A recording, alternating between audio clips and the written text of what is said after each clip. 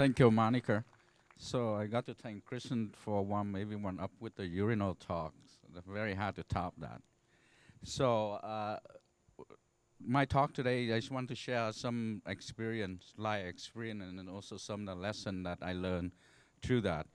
Where I am today is have a very good career, good family, a wonderful wife and kids. But it wasn't that 33 years ago when I was half about to die on the Pacific Ocean trying to escape out of Vietnam on a fishing boat, small fishing boat with 28 other people. We were floating on the sea for about 14 days without food and water, and how I survived that is still a mystery. So the reason I'm still alive because I got picked up by an Exxon tanker, a super tanker, just under very unique circumstances. If the tanker didn't pick it up on that day, we could have died because of typhoon coming into the Pacific Ocean, that particular area that night. So they brought it to Singapore Refugee, and you can see my refugee car there. The picture, that's my picture, and it looked different from now as a result of many years of fast food. So we settled in Chicago, and just like life of an immigrant, when we first come here, very difficult. There's no money, no job. So we have to walk to church and grocery store. And the pastor of the church feels sorry for us. He gave us $2,000 at 1981. That's a big amount of money to buy the first car for the whole family. So one other thing besides being financial difficult, I also learned that to adjust in the new culture, you got to understand what you try, what all this language, all this sign mean. So I'm driving down the street and very slowly, and some frustrated driver, passed me and flipped the bird to me. And I thought that was very cute because that's really the size frustration. So I using that in my class during taking the test for. I keep flipping the bird because I know the answer to I couldn't remember the answer to the question that I tried to do.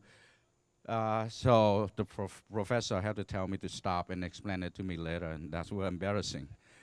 So how I got to computer science is very interesting. So in Vietnam, I actually studied to become a Catholic priest, and most of my study in philosophy.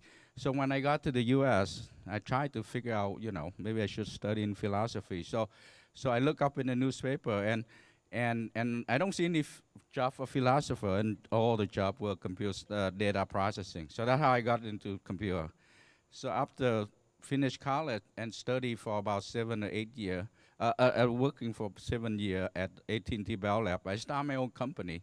I'm actually, ironically, back to Vietnam and start a software outsourcing company and grow it from 20 people to about 400 people. And the interesting part is, beside all the difficult startup, there's a suspicion that the government have on me that they think that I'm come back to Vietnam and work for the CIA because I look like a spy. So I have to went to my friend, U.S. Ambassador P. Peterson at the time, to have him bring me to the Prime Minister of Vietnam and say, hey, he's not working for the CIA. He tried to set up a software operation. And from that point on, I got a lot of support from the government. But just like, by the way, I'm not trying to advertise for Geico insurance. But what I try to say in here is life is constantly changing and we need to adapt to it. So after I have family, got kids, I sell my company and take a few years off and to raise a family, to spend time with my kids, they're wonderful.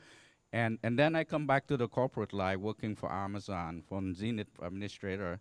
And currently I'm joined a company called Vertifor and helping them building a new software platform. And just like everything else, it's full of challenge, full of issue. But I'm so glad that I got to work with a lot of smart people. And so the theme that I want to tell you guys, it live a lot of surprise, challenge, but you can overcome those with determination, with persistence, and with the support of other people. So I constantly have that picture on my office at work and at home. So every time I run into any kind of difficulty, I just look at the picture and say, well, This is no more difficult than what I've already been through. So thank you very much.